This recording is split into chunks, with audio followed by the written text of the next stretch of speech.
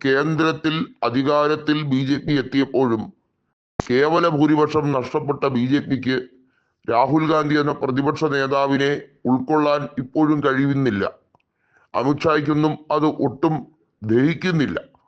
അതിന്റെ കൂടെയാണ് പ്രിയങ്ക ഗാന്ധി റെക്കോർഡ് ഭൂരിപക്ഷത്തിൽ, അതായത് 4,10,931 വോട്ടുകളുടെ ഭൂരിപക്ഷത്തിൽ ഉപതെരഞ്ഞെടുപ്പിൽ രാഹുൽ ഒഴിഞ്ഞ മണ്ഡലം വിജയിച്ച് അത് നിലനിർത്തിക്കൊണ്ട് ലോക്സഭയിലേക്ക് കയറിയത്. അതോടുകൂടി വയനാട്ടിലെ പ്രാദേശിക വിഷയം ഉയർത്തി ED കൊണ്ട് അന്വേഷിപ്പിക്കണം. പ്രിയങ്ക ഗാന്ധി മണ്ഡലം MP ആണ്. സുൽത്താൻ ബത്തേരി ഉൾപ്പെടുന്ന നിയോജക മണ്ഡലം വയനാടിന്റെ കീഴിലായതുകൊണ്ട് തന്നെ പ്രിയങ്ക ഗാന്ധിയും ക്രമക്കേടുമായി ബന്ധപ്പെട്ട്, അതായത് സഹകരണ വകുപ്പിലെ ക്രമക്കേടുമായി ബന്ധപ്പെട്ട് ഇപ്പോൾ കോൺഗ്രസ് MLA ആയ IC ബാലകൃഷ്ണനെതിരെ കേസെടുത്തിരിക്കുന്ന വിഷയത്തിൽ ND അപ്പച്ചൻ എന്ന DCCയുടെ അധ്യക്ഷൻ, അതുപോലെ ഗോപിനാഥൻ, ഇവർക്കെതിരെ അന്വേഷണവുമായി ബന്ധപ്പെട്ട് ഊർജിതപ്പെടുത്താനുള്ള നടപടി, അത് പ്രിയങ്കയിലേക്ക് എങ്ങനെ എത്തിക്കാം, അതാണ് ഇവിടെ CPM-ഉം BJP-യും ഗൂഢാലോചന നടത്തുന്നത് എന്നുള്ളത് വളരെ വ്യക്തമായി മനസ്സിലാക്കുന്ന ഒരു സാഹചര്യത്തിലേക്ക് കാര്യങ്ങൾ എത്തുകയാണ്. അതായത് CPIM-ന്റെ ഏറ്റവും വലിയ ആഗ്രഹം എങ്ങനെയും BJP-യെ വളർത്തിയെടുത്താലും കോൺഗ്രസിനെ തളർത്തുക എന്നുള്ളതാണ്.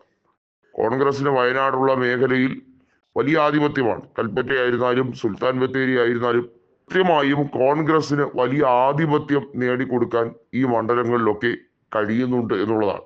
അത് അതുപോലെ തന്നെ നിലനിർത്താൻ കഴിയുന്നു. ഒരുപക്ഷെ മാനന്തവാടിയിൽ OR കേളു ചെറിയ ഭൂരിപക്ഷത്തിൽ വിജയിച്ചതൊഴിച്ചാൽ ആ മാനന്തവാടി പോലും കോൺഗ്രസിന് ചായ്വുള്ള മണ്ഡലം തന്നെയാണ്.